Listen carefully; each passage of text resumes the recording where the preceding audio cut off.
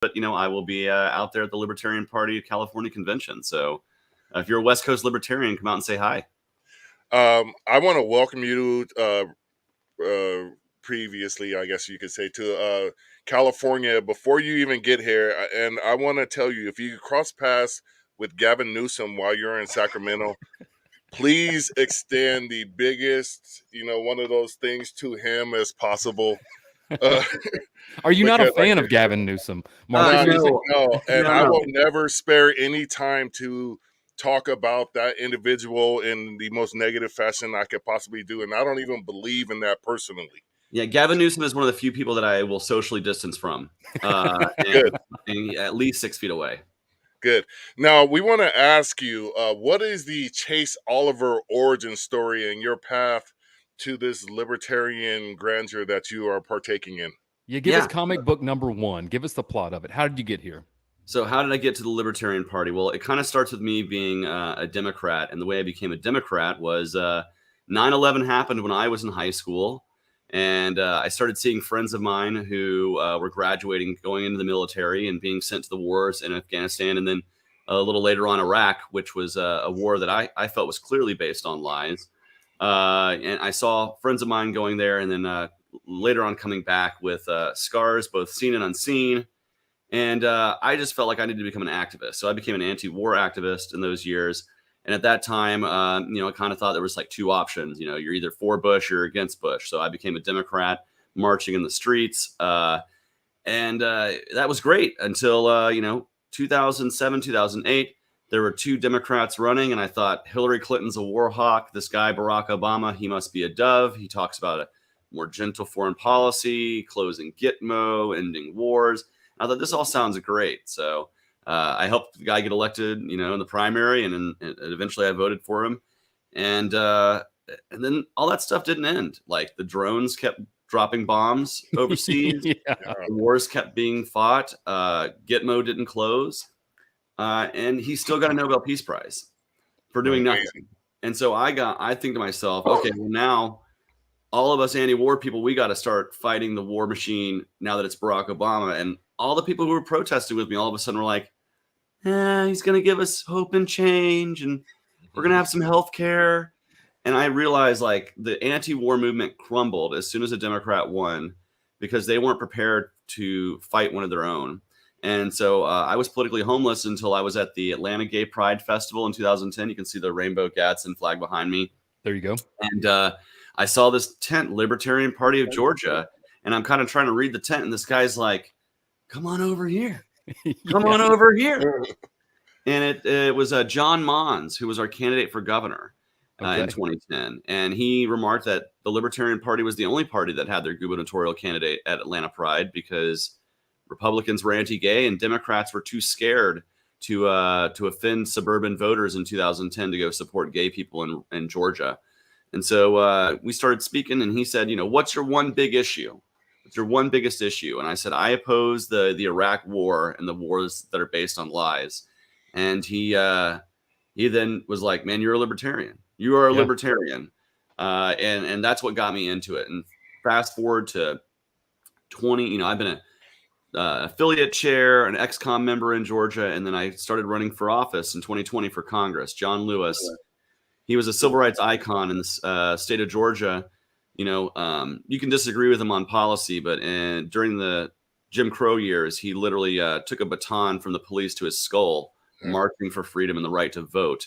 And so I have a lot of respect for him, even if I disagree with him on a lot of his policies. So when he passed away, I was very honored to run to succeed him. And I was the only libertarian in the race with 5 Democrats and another guy who was basically a Democrat.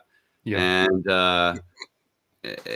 that gave a lot of people in a blue district the first chance to hear libertarian. And then that brought me to 2022. Yeah, there you go. The U.S. Senate this past year, and you ran for Congress, Michael, and I think we both did really well. I think we did. A lot of people up. Yeah, we were talking before kind of the broadcast that I kind of feel like you and I are in the same graduating class, right? I remember when you had like 20 followers on Twitter, and I think I had like 11. And I guess somehow the algorithm suggested I follow you and you follow me, and so it was interesting to see kind of your march along, and then of course your debate against Warnock really kind of gave you national attention. We were talking before. You're saying that the Georgia Assembly might be trying to redo runoff rules.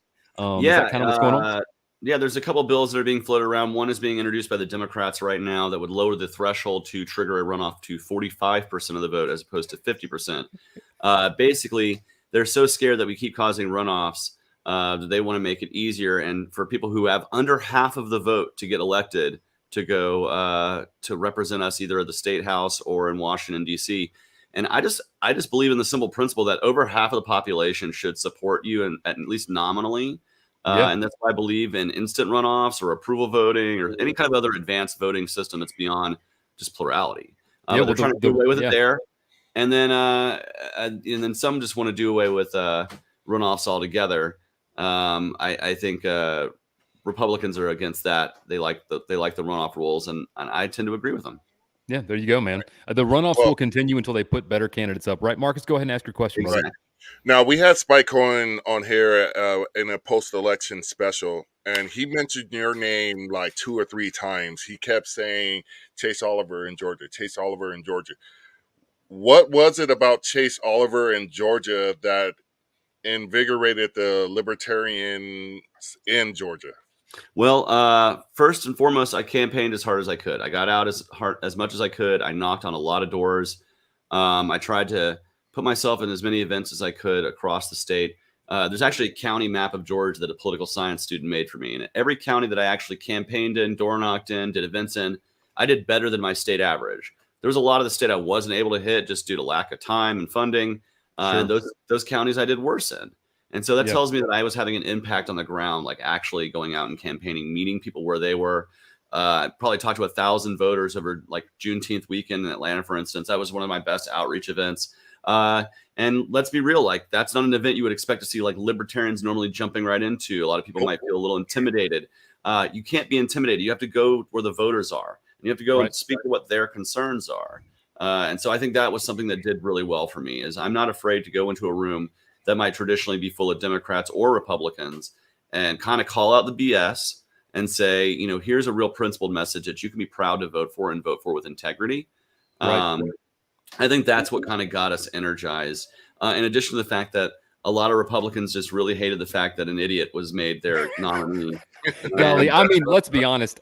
You know, Herschel Walker was probably one of the worst candidates I've seen in a long time, and he could have been from any party, and he would have been he should have embarrassed somebody. It was kind of it was really, really astounding when I saw that going on, that this is the guy they picked. But, you know, Chase, you and I talk a lot about this earlier, that, you know, sometimes we sit back and the reason I kind of got into this was I got tired that every time I saw an election, this is the best we could offer the people. Like, this is the best you have to offer are these two people. We have either a career politician and somebody that doesn't know anything, or two people that don't know anything, or two career politicians who don't know anything. So I hats off to you for getting into it, man, because you really did shake up and put libertarianism again on the map. And we've talked about this also before, is that I believe every election cycle, something should happen to keep the Libertarian Party in people's minds, right? Well, yeah, absolutely.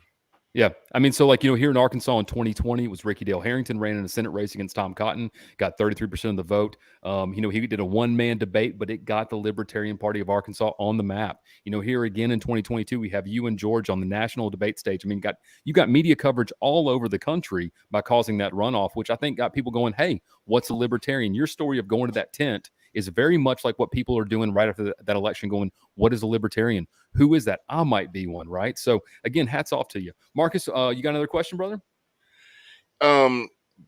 Not right now. You look like you were itching to ask a question. You look like you were sitting there just holding on. Like, yeah, I was like, I want to make sure we focus on Mr. Oliver here, but like things in the back of my mind, like, or as far as current events that are going on, like Palestine, Ohio, you know, the culture wars and things like that. I want to ask about that, but I want to make sure that people have a firm understanding of who Chase Oliver is. Yeah. So for those listening, did we miss anything on your bio? So for those listening, though, I want to give a heads up for those who are going to be listening to this. The 100,000 impressions we might get later. Chase is in studio right now in a hoodie. For the first time ever, I think that I've seen him without a suit. So this is the definitive laid-back Chase Oliver that we have here on the Black Powder Podcast. This is a unique opportunity. So, yeah, we want Chase as Chase. So, Chase, what else you got, man, in your history, your personal views? Yeah, I'm being very casual. So, like, as far as my history, I was born and raised, born in Nashville, Tennessee, but raised in the Metro Atlanta area here in Georgia. I'm a true son of the South. In terms of the kind of guy I am, I'm a pretty simple guy. I don't, not super complicated, pretty laid back. I love some sci-fi. I'm a big Trekkie. Just watched the premiere of Picard right before this podcast. Okay, I dig it. Yeah. So, and as far as the race and running, you talked about Ricky ran a one-man debate. I also was in a one-man debate. Unfortunately, I wish Herschel Walker had actually had the courage to get on the debate stage with a libertarian. And one of the reasons why, this is a podcast that respects the Second Amendment, the right to bear arms. One of the things I wanted to get into with him on stage is, how dare he try to run as somebody who's going to defend and stand up for the Second Amendment, considering how irresponsible of a gun owner he's been. He has admitted that he held a gun to his wife's head, that he abused his son, that he played Russian. He said on Howard Stern that he liked to play Russian roulette just because he likes competition. I cannot think of anybody that Democrats would have loved to use as a walking red flag law than him. Yeah. No, you're spot on. Yes. So for him to have come up and tried to pretend to be someone who was going to defend the Second Amendment from Democrats was laughable at best. And I really was hoping to get him on the air so that I could grill him and actually show Republicans what real defending of the Second Amendment was like. I went on the debate stage. I said, no gun confiscations, no additional regulations, no red flag laws, no suppressor or any kind of enhancements on a firearm. No pistol grips being removed, because you know what that does? You know what happens when you remove pistol grips on a rifle? You make it harder for people with disabilities to be able to use a rifle and defend themselves. You're making it harder for the people who have the least ability to defend themselves to actually do so. People like my friend Thomas Queter in New York. He's somebody who's wheelchair bound. He should have the right to defend himself in his home just like anybody else. And if it takes a pistol grip and a rifle to let him do it, I think the government is highly irresponsible for taking that away from him. I would say to voters all the time that they should be very concerned about how much infringement their politicians continually try to place into the words "shall not be infringed." Right? It's the height of privilege, and it's the height of callousness, and it often affects communities that are often oppressed the most by the government, the worst when they try to start infringing upon firearms. And that goes back to the historical gun control, all the way back to basically trying to keep guns out of the hands of freedmen after the Civil War. So.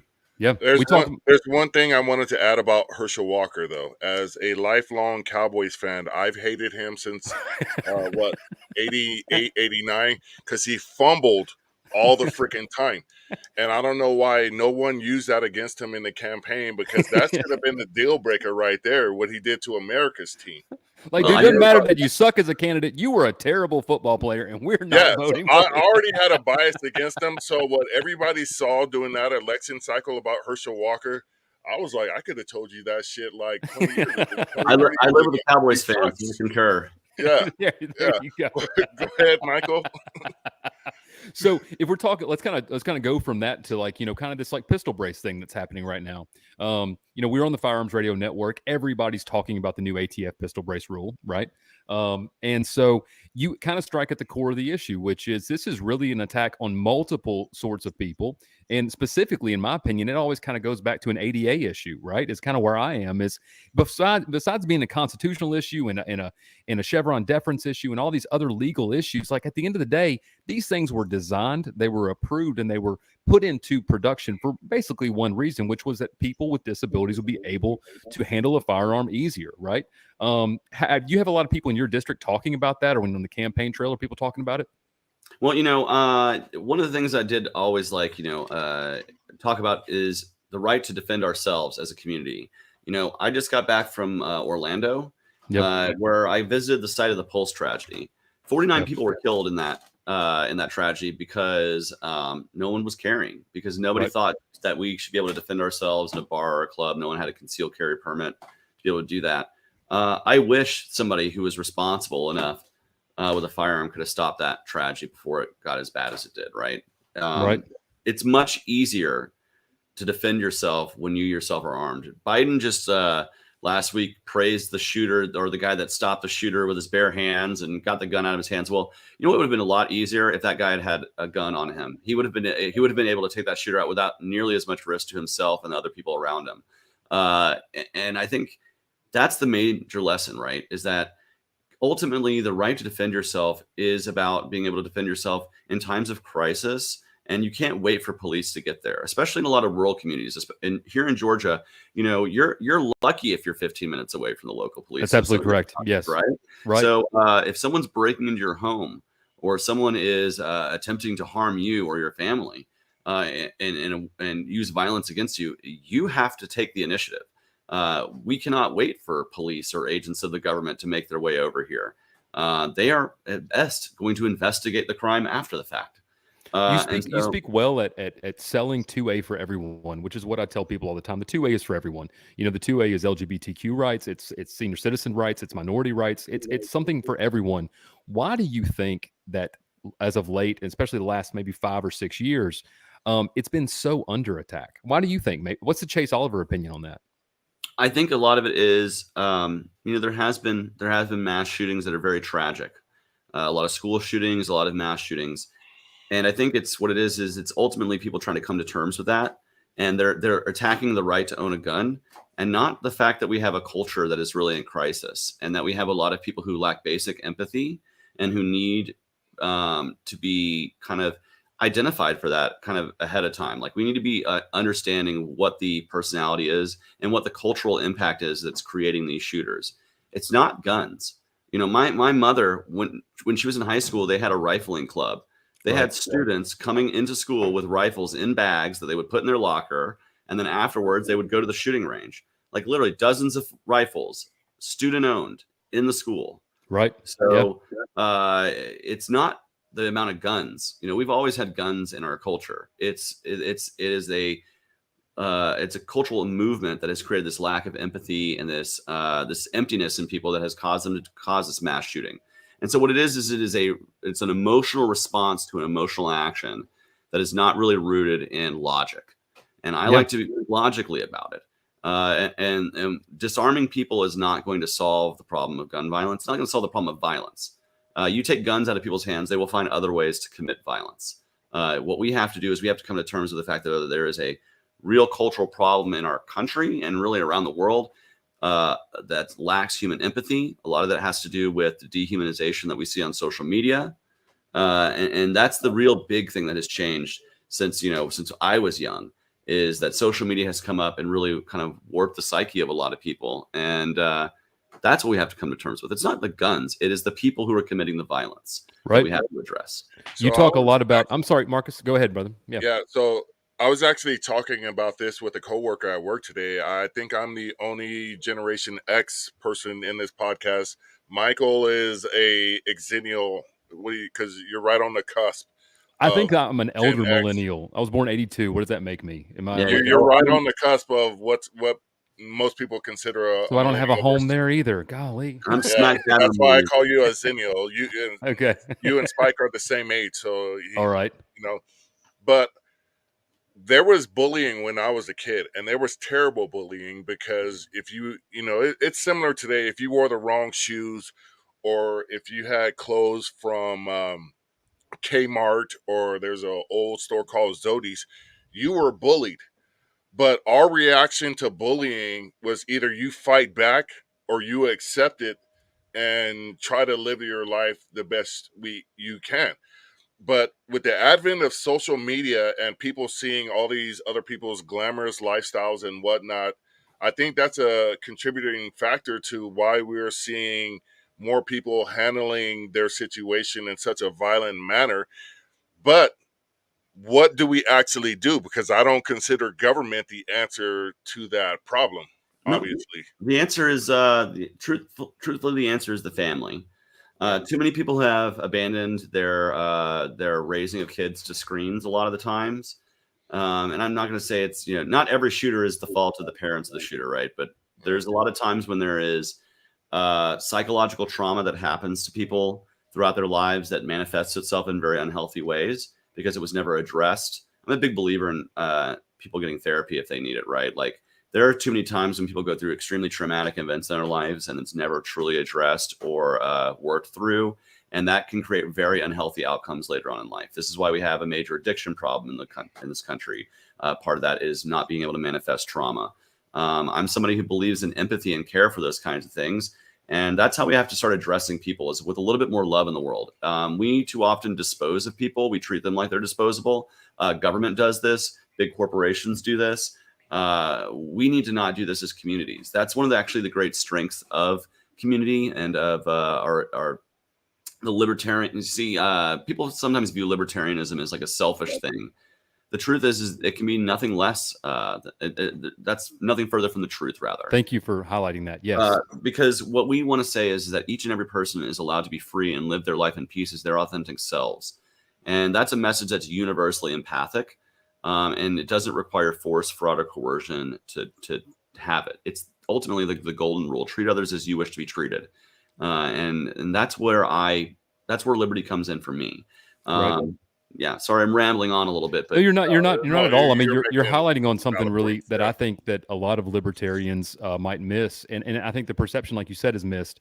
I posted a quote that I heard that said, liberty isn't the to do anything; it is the obligation to do the right thing. And because what I mean by that, and what I think is inherent in the principle of liberty, is that if I'm living my life in such a manner that I should be able to do whatever I want to, so long as it doesn't infringe upon your liberty, then the social construct of morality becomes self-determinate, right? It's mutually beneficial for me to do that. It benefits me, it benefits you. We have less problems, as opposed to this cultural ideology of morals or of acceptance like we have now, which is constantly changing. The principles of liberty are steadfast. They don't change. That's a very simple principle that can be applied everywhere across economies, across social structures. So thank you for highlighting that, because I feel like the only way the Libertarian Party is going to move forward, and I think that you highlighted this kind of last night on Sharp and a couple things, other things you said, is that we have to start selling liberty to people as the solution, as opposed to, we don't have any solutions, so we just want liberty. No, liberty is the solution, right? I think the other thing is that we have to have an empathic message, like and one that is inclusive of everybody, that says that your liberty is your liberty, and having that mutual respect with other people. Again, libertarianism is not selfish. I think really, if we want to push ourselves forward, if we want to grow this movement, like you said, grow the idea of libertarianism, we have to sell the idea of liberty where people are. We have to speak the language of the people where they're at right now. Right. We can't go over people's heads. We have to educate people one step at a time. And often in the world of politics, that's with 1 minute sound bites, unfortunately. Yes. And so we don't have time to teach an entire lecture. We have to touch people where they're at, speak to their language, speak to kitchen table issues, most importantly, because that's where most people are at, is with their family and their community. That's what I've been trying to teach, is a message that libertarianism and liberty can be a message that we speak at the kitchen table level, not at the blackboard level, sound like college professors. Right. I can be guilty of that sometimes. Yeah. You said one word that I had to write it down, because most people either put an asterisk or they say it in air quotes, and that word is inclusive. Mm-hmm. And it's become a bad word in our culture wars as of late.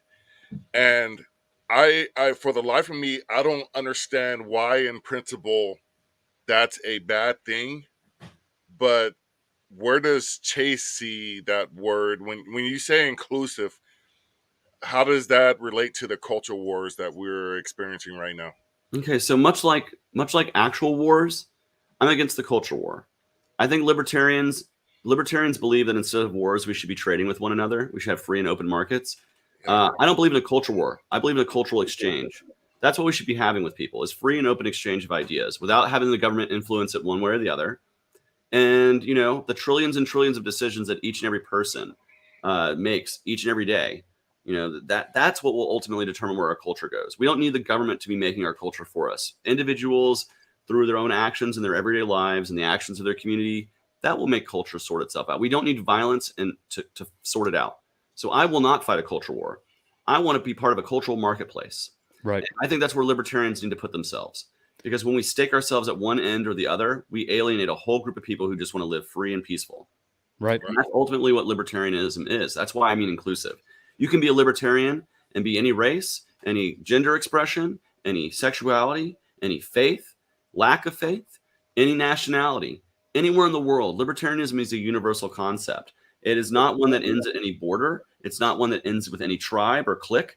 It is something that it ultimately, in the best case scenario in our world, we would have a world set free in our lifetime. And that's what we fight for the Libertarian Party. Not a state set free in our lifetime or a country, a world set free in our lifetime. And so we have to speak those universal principles. That's what inclusivity means.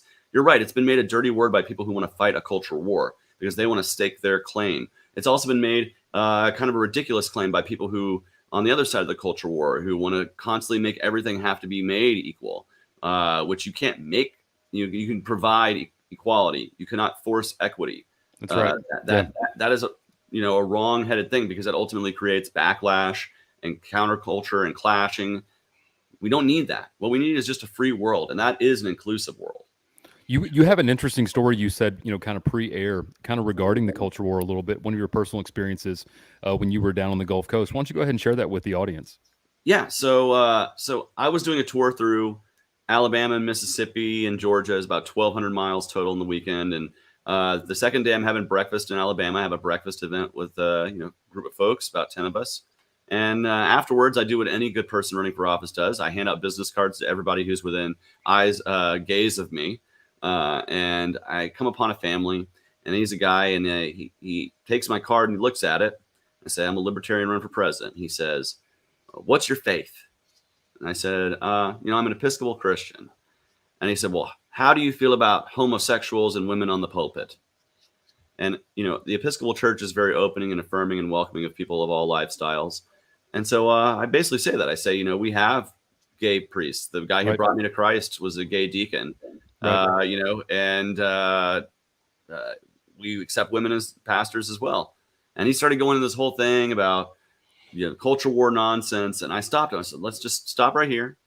I'm somebody who believes as a libertarian that I can live my life in peace, and I won't ever ask the government to impose that upon you. And if you can live your life in peace and just make the pact that you're not going to ask the government to impose that upon me, we're both libertarians. We're both living our lives free, and we can both be on the same side of this issue here. Right. And he kind of thought about it for a second. He said, kind of makes sense what you're saying. Here's my wife and my kids. He was about to go off on an anti-gay rant to me. Yeah. And all of a sudden he was like, here's my wife and kids. Yeah. So Liberty sold the answer right there. Yeah. I think it calmed the room, right? Like sometimes it just calmer heads prevail when we think to ourselves, hey, we can have differences in our lives. That is totally normal. In fact, if we didn't, life would be very boring if no one was at all different in the world. Incredibly. That doesn't mean that I'm going to be accepting or associating with people who have hate in their hearts. They exist. Right. That's what freedom of association is about. But what it does mean is that for those of us who just want to live a peaceful life, who are different, they should have that common decency and respect. And we should be asking that of them as well. Very nice. Very nice. Very well said. I'm going to be stealing that quote that, as a libertarian, I'm against war, and that means I'm also against the culture war. I'm going to be stealing that. So if you ever hear me say it again, just know it came from you. Yeah, Marcus, what you got about it? That whole segment you said a little bit prior, I'm pretty much going to snap that out and make this awesome freaking Chase Oliver LP presidential hopeful. Because that was epic what you said about this. That I can't summarize the culture wars any better.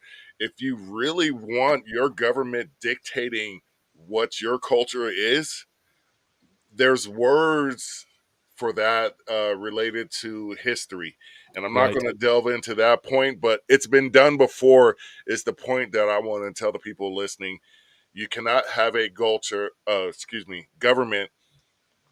Maybe it should be culture. Culture, yeah, I like that word, culture. Yeah, it's a government culture of oppression and force. No, I like it. I'm with you, Marcus. You can't have a culture from your government because I want to thank Pizza Port Pale Ale IPA for that culture. I'm pretty much acknowledging that's probably where that word came from.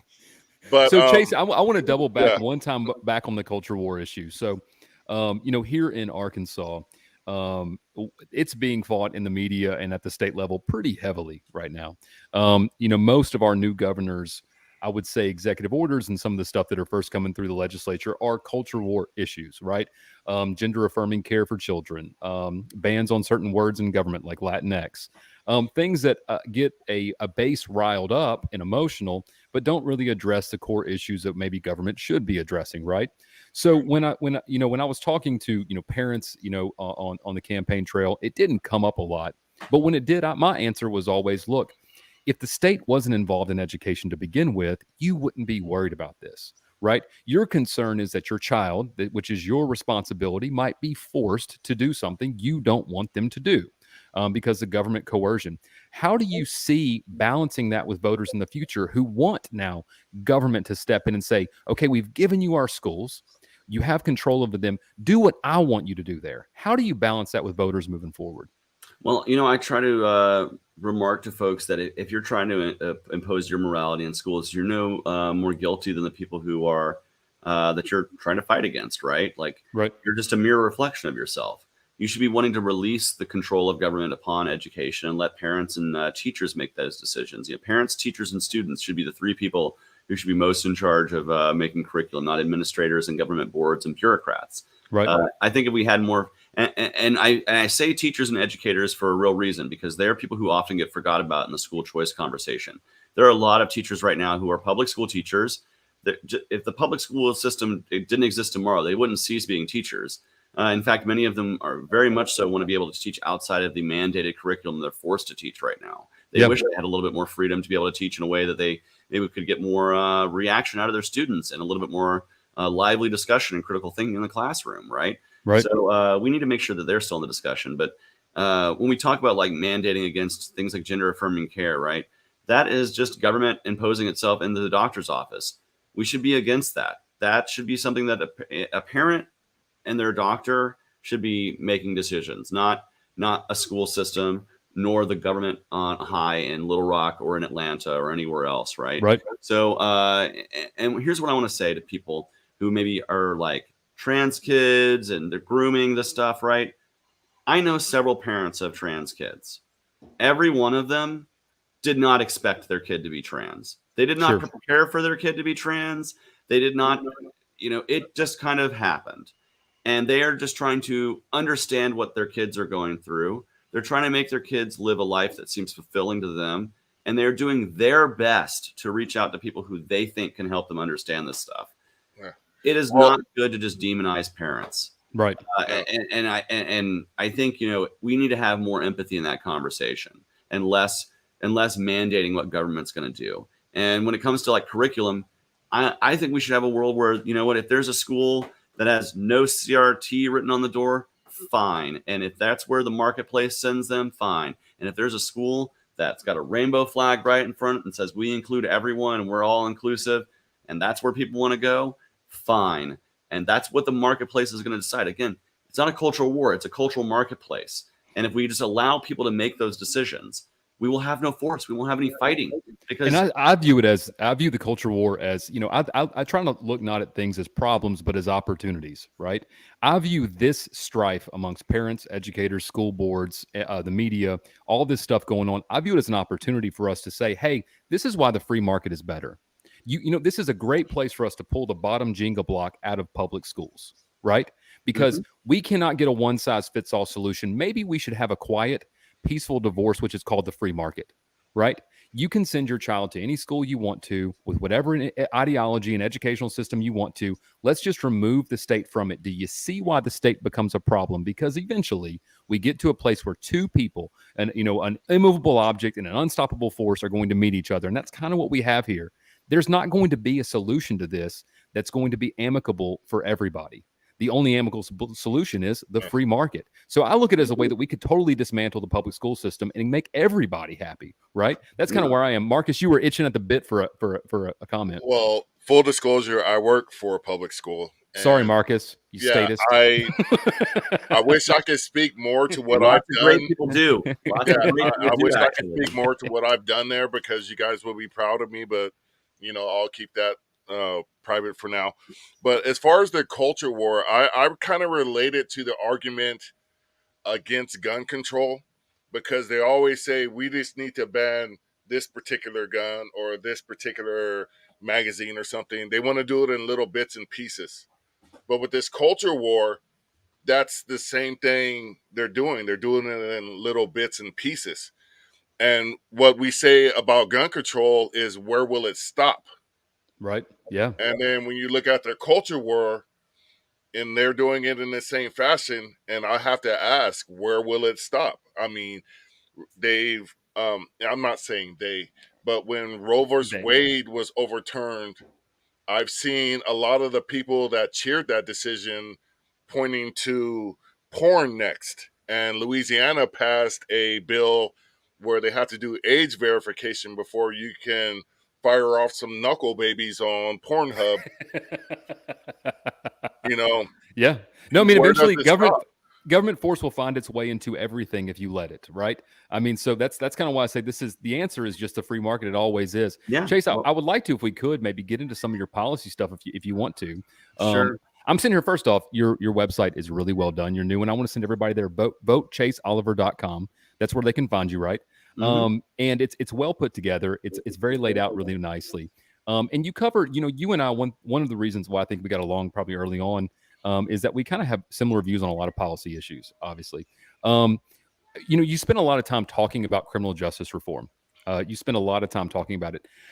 Where do you see from a presidential messaging standpoint?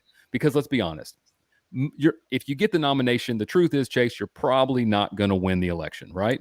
And so we have to be honest with people and say, hey, we're not always running to win. We're running to change hearts and minds and occupy them with new ideas. So where do you see from a presidential messaging standpoint, where do you kind of see that conversation going? How do you think Chase Oliver can affect that situation? So two things, one, we always have to be looking to push the Overton window. And I think with a presidential campaign that is principled and bold, you can do that.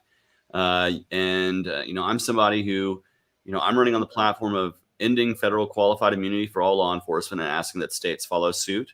I would pardon all nonviolent criminals. I would decriminalize cannabis. You can do that with the stroke of a pen. That's the other thing, is we need to make sure people know that you can do things like descheduling cannabis without Congress. That can be done via executive order. Biden could do that tomorrow. In fact, he promised to do it before the election. And if you noticed, he hasn't really gotten. They make lots of promises. Yeah. And as far as other criminal justice reforms, I'm a big believer that we need criminal justice reform at every level. I say from police to courts to prosecutors to probation and on and on and on. Because right now we have this sick cycle where we just have people just being churned in and out of a prison cycle. Yes. And it does nobody good. It's created a whole new class of people that's basically being forced to live under the government supervision and work under government supervision, oftentimes without pay. If you go to the Louisiana governor's mansion, you're going to see prisoners scrubbing the toilets and vacuuming the carpets and fluffing the pillows for the governor. That 13th Amendment.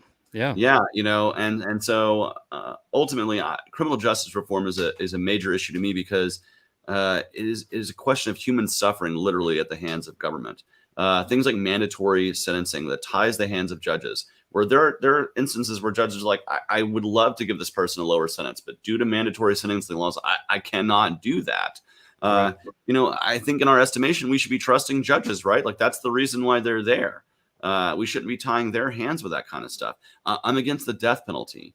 Too many people have been put to death by the state and later been found to be innocent thanks to DNA or other evidence. And just one is too many. And so we have to understand, the real moral issue is we have to outlaw the death penalty. Most of the world has. It's like us, China, and Saudi Arabia, and North Korea, right?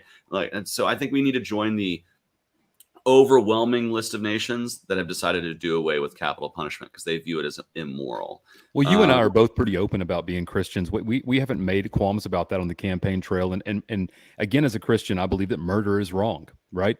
I struggle with that when I see very violent crimes or crimes of significant, atrocity. I do. I'll be honest. I struggle with it, right? I say, golly, we really need to put that guy, just out of his misery, get him out of society.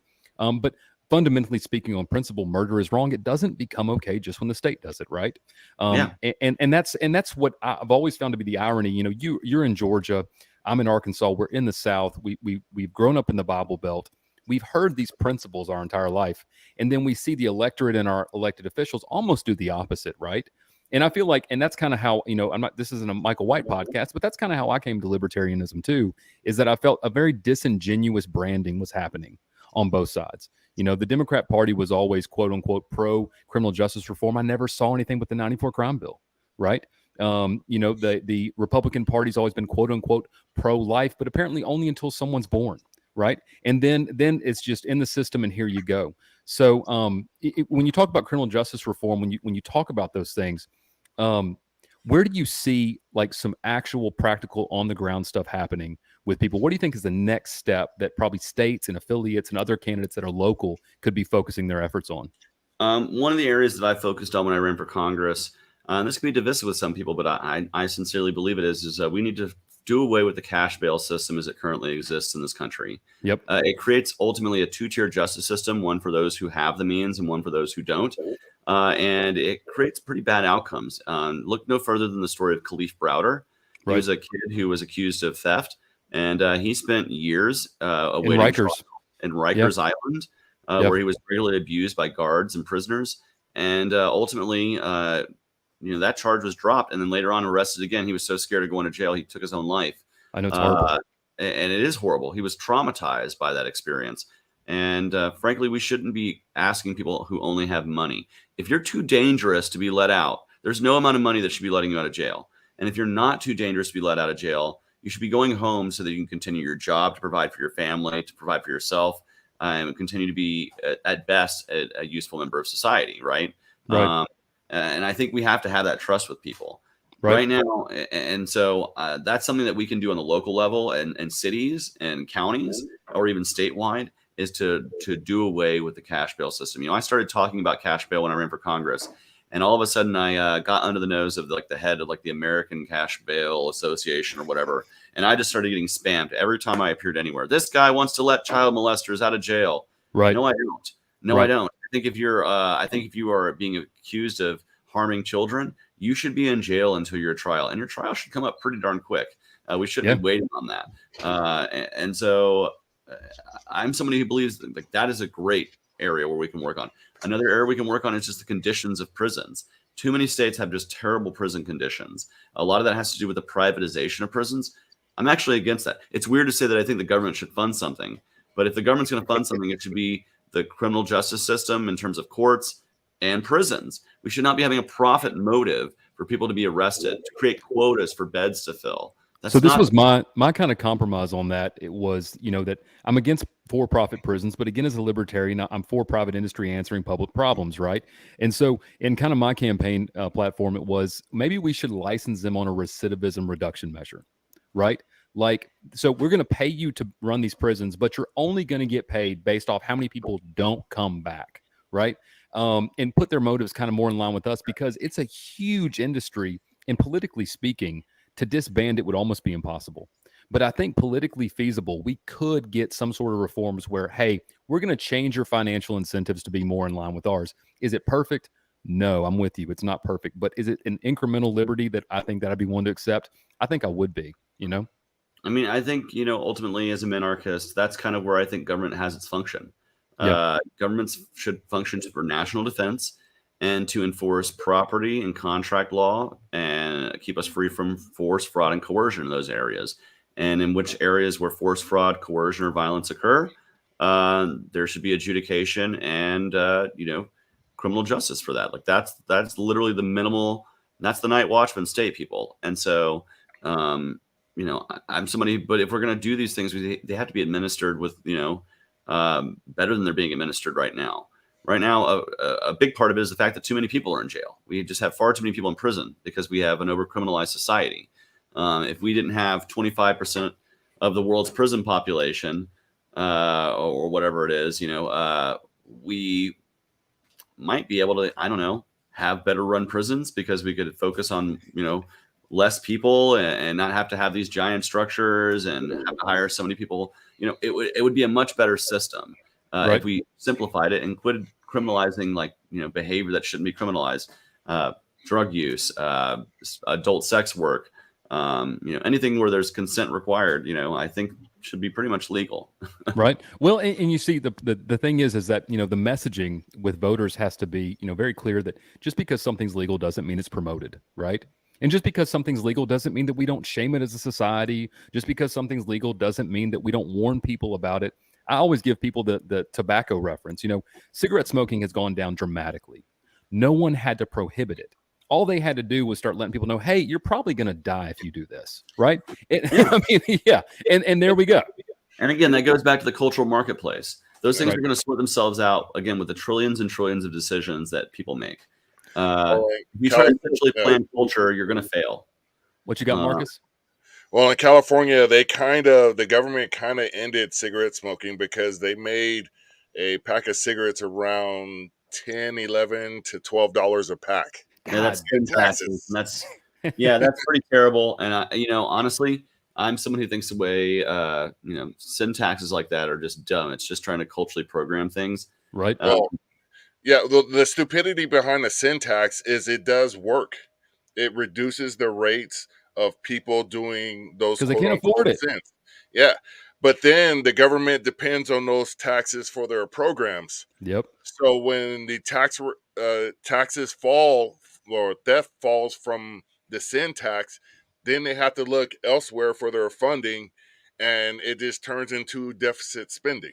There you go. More problems. Yeah. Chase, we're coming up here on about probably 13 minutes left here. I wanted to get into, if I could, a little bit about inflation with you. Okay. Mm-hmm. I found that it was the number one issue that resonated with all voters across all spectrums. I could go to any voting event, and if I began talking about deficit spending, inflation, and how we address it, it was a unifying principle because it affected people the most. Where do you kind of see your messaging going with that? How do we address it on the campaign trail? How does that work for Chase Oliver? Right. Well, it's one of the things I try to tell libertarians the most. We understand what central banking is. We know what in the Fed means, but the average voter doesn't. Right. And again, when you're running a political campaign, you're working in sound bites most of the time. You don't have time to lecture people on this stuff. So you have to speak those libertarian values in the language of the average voter. And with that, it's about cutting spending and balancing the budget. And the reason why is it's something that's happened within our lifetimes. They balanced the budget in the 90s for a couple years there. 9/11 happened and kind of blew all that up. But it's something that has actually happened. It was a rational idea. It's not a radical idea, even though they try to make it seem like one nowadays. Right. And it's something that's easy to explain. Like, we all have to balance our budgets every month. Why a business has to ultimately balance its budget at the end of the day. There are years when they run lean and there are years when they, run red. But ultimately, if you're not in the black more often than not, you're not going to be in business for too long. And so I think this is something that we need to be applying to our government. And I think most people understand that kitchen table idea, right? We need to cut spending, because if we don't, the more dollars we print, the less it's worth. And so I think we can teach those libertarian values in a way, like I said, that just is in out of libertarian-ish and into practical English. Get rid of the little bit of the autist that we sometimes have and try to just talk to people in plain English might work, is what you're saying. Yeah. I found it to be very effective. Yeah. I mean, I'm not here to give philosophical lectures when I'm meeting with voters. I'm just trying to say, hey, this is the thing. And what I find interesting about the balance of budget issue, and especially how it did happen, and historically speaking, is it was a third party idea. If you remember, Ross Perot ran, and people will blame Ross Perot for Clinton getting elected, but he ran an entire campaign, bought 30 minutes of TV, back in the day when there was 3 channels, and educated people on the budgetary issues and the financial situation of this country. And whether he won or lost, I argue that he changed the conversation. So I want to say this about Ross Perot, because it's very important. Sure. He was the last third-party candidate that got on stage in the presidential debates. And, and he made a real impact. He got 19% of the vote. He changed the national conversation, as you said. And cost George Bush.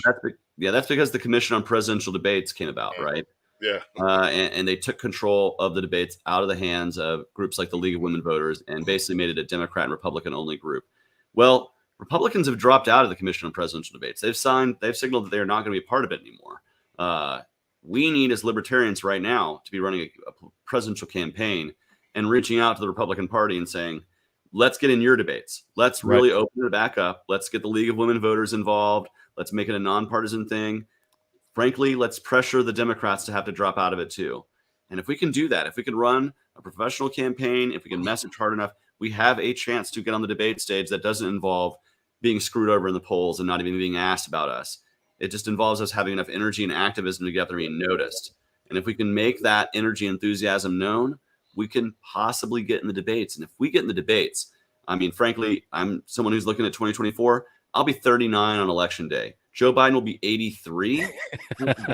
I don't think there's any bigger contrast between the authoritarian statist and the libertarian in the room than just looking at the two of us and going, okay, which of us can run on a treadmill for more than 20 seconds? Yeah. Who here can hide their own Easter eggs and who can't? Right? Who here doesn't eat Jello more than twice a week? Yeah. So well, I wanted to add just 2 quick points. The first one is super quick. You said like in the black, and I just wanted to say I'm in the black every day as well. Yes, sir. Secondly, as far as inflation, I look at particularly gas prices. We saw profit margins for companies break records during this inflationary period. Is there what do you think the causation is behind record profits during a period where they're saying it just costs more to do business, but we made twice as much as we made 2 years ago? Yeah, well, there is the actual cost of doing business conversation that is part of it. I don't believe that corporations get more greedy. Yeah. They get exactly as much profit as they can. That also requires government to sometimes say, as inflation is going crazy, instead of government just being like, oh, nothing's going on, they need to be honest. Because if we're honest and saying, yeah, there's inflation happening, you know what will happen? The marketplace will react and they will stop. People stop buying as much. They'll slow down a little bit. They'll start saving more. And corporations will have to adjust. But if we just pretend like inflation's not happening and covering our eyes and our ears and culturally just acting like it doesn't exist, well, that just gives corporations license to be able to squeeze out as much as they can. I'm also a big believer that we need to quit giving corporations, especially large firms, so many subsidies. Thank we need to do away with all subsidies. Yes. Zero. Yes. That's welfare. Doing business overall. Because that's how you get medium-sized businesses to grow and challenge the large businesses. That's how you get the small business to grow to the medium-sized business. That's how the marketplace is supposed to work. Right now, we live in kind of a corporate oligarchy where corporations have bought and controlled our government. And we need to do away with all subsidies, lower the cost of business overall, make it easier to start a business and compete in the marketplace. And that way, we will see true equilibrium in the market. And we won't have corporations jacking up and price gouging during those times because we will have businesses competing with them that will know to treat the consumers better, and they will ultimately make more money in the long run. That's how a marketplace is supposed to work. And Marcus, you highlighted what I think is one part of the duopoly that I often, that it's about optics and division. The government doesn't ever want to be honest because there's nobody checking it. There's no balance. There's just there's just a division there. There's no balance to the force. These comparative statistics that you have coming around a lot of record profits compared to, I'll remind people that the oil market went negative at the beginning of the COVID pandemic. They were paying people to store oil. So it's not hard to have record profits comparatively when there's negative oil prices. You could literally be breaking even, and comparatively speaking, it would be quite a bit more. But I want to jump back to the debate situation real quick, because you had such a great performance in your debate. And I like to think that I had a decent one in mine. I had a lot of candidates reaching out to me, and I've still had quote unquote potential candidates reaching out saying, hey, what are your tips for having a good debate? What are Chase Oliver's tips for having a good debate?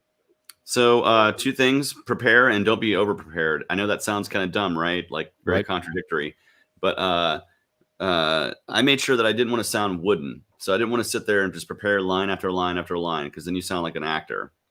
But what I did do is I brought some good folks down who are political consultant friends of mine, and basically we had a crash debate session where we would they'd literally be asking me questions one right after the other. I'd be getting it under a minute, tightening out myself. That's what you have to do. But don't be nervous is the other thing. You have nothing to lose going on that debate stage. Absolutely. Especially as a libertarian. All you have to do is go up there and speak the principled message. I know it seems weird being in front of bright lights. That's the other thing is get used to being in front of bright lights. That's the biggest message practically that I will tell you if you get on a debate stage. It's very bright up there. Yeah, very bright. Yes. They're very bright. So I would recommend get a ring light and practice being in front of a very bright light for an hour, because that is something that will tax your eyes and make you look tired on stage. The other thing is just don't be afraid to challenge them where they are, because that's what you're up on stage to do, is to challenge the two-party system and to challenge the state. I basically asked Raphael Warnock to his face if he reads bills, You and he did. couldn't answer the question. Yeah. He got deprogrammed back to 2020. He just started talking about how we were in the middle of a pandemic. And I think that's something each and every person can do. Don't be afraid to do it. Jump in, get involved, knock on the doors, and the more you flex your muscles campaigning, the easier it gets. Your first fundraising call is never easy. Your first debate prep is never easy. Your first door knocking is never easy. It gets easier over time. But yeah, and when I say don't over prepare, don't sit in front of a mirror with flashcards trying to read your statistics over and over again. Then you just sound like a robot, or at best somebody who is canned. You want to know your stuff, but you don't want to be like, sitting there like just ready to. You have to listen too. You have to listen to the flow of the debate. You have to listen to what your opponent says. You have to listen to what the moderators are saying. If you just go into, here's my prepared thing, you just come off as just like a wooden person. Yeah, I mean, you set yourself apart early on in the debate. I mean, you gave a very good contrasting of what was going on. That's one of the first things I noticed in your debate was it was very quickly. I mean, I could have tuned it in and not known who these people are, and I could tell that they could be no different, right? They were totally different. You did that very well, and you went with the flow very, very well. And early on, you began to control the flow. And that's kind of what I kind of view it as is someone's going to control it. It's really up to you to control it, not the moderator.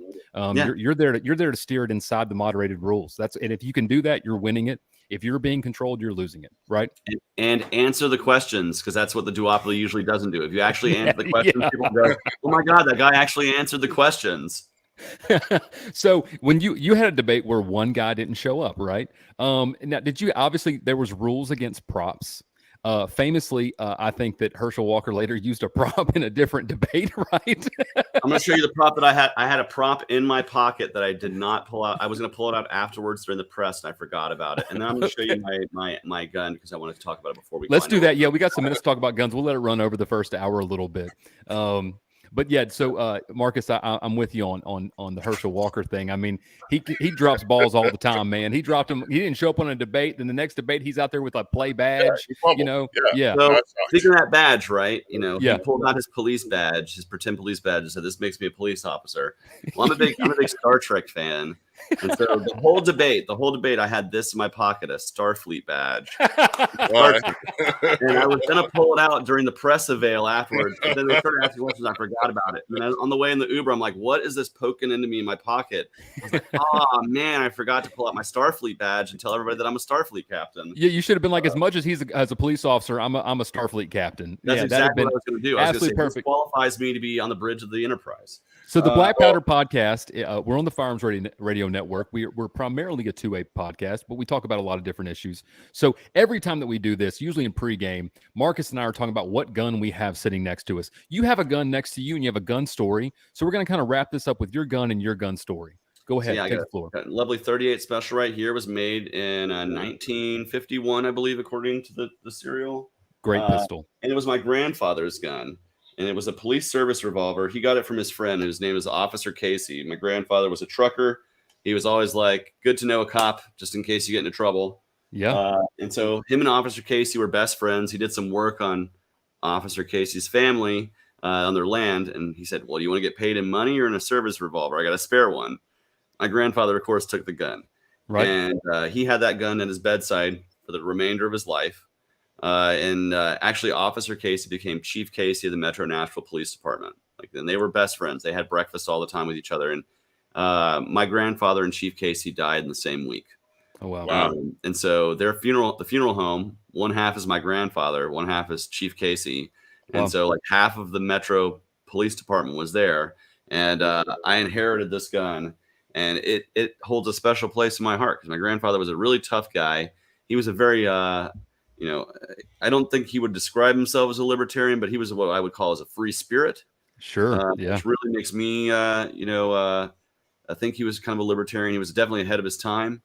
He was somebody who was not afraid. He took no shit. And when I have that gun, that's the kind of spirit that rolls with me there. And it's something that I love to go out and shoot.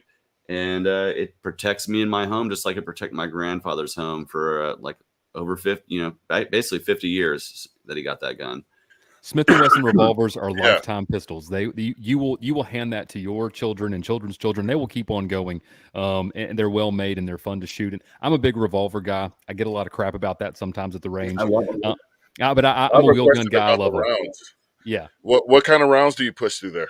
I got 38P. The old clay ones. They get a little clay on the end, and it's like I have 100 bullets that my grandfather also willed me out, and they. I was told that they were like before hollow points. This is what everyone used. That's right. Yeah. So and no plus P's in there. Yeah. So cast lead bullets. There's a lot of people in cemeteries right now from cast lead bullets. So when the brand snobs and the round elitists start to bash them, I'm like, hey, there are more people in the dirt right now from cast lead bullets than there are from any other thing currently made, in the world. So I'm with you on that, man. Well, so Chase, we're at 9:02 now. We're running out of time. Chase, give me the 30-second elevator pitch about Chase Oliver, where to find you, what your socials are, how can people get in touch with you? Yeah, so you can find me at my website, votechaseoliver.com. Please sign up for the email list so you know where I'm at, because I travel a whole heck of a lot, including California this weekend. And Jacksonville next weekend, I'll be there for an event to help support 3 local libertarian candidates for city council. I'm excited about that. Yep. I'm at Chase for Liberty on Twitter, as well as Chase for Liberty on Instagram, Chase Oliver on YouTube. You can find me pretty much anywhere, but and then Chase Oliver Libertarian on Facebook. So there you go. Yeah. Check me out there. I'm excited to hear from libertarians. That's the whole reason why I'm doing this exploring thing. So get out, get noticed, and comment on stuff. And if you're in my neck of the woods, say hello, like Sacramento this weekend. Absolutely. Well, with that, Marcus, I'm going to go ahead and take us off air. This has been another exciting episode of the Black Powder podcast, the Culture Black Powder podcast here on the Firearms Radio Network. We have an amazing conversation with Mr. Chase Oliver, a 2024 LP presidential hopeful. As always, follow us, like, subscribe, share, get us past those, as Larry Sharp says, those algorithms. Live free or die. And with that, take us off air, Marcus, and we'll be back next week. Y'all take care. Thank you, Chase. Live free or die, my fellow Americans. Bye.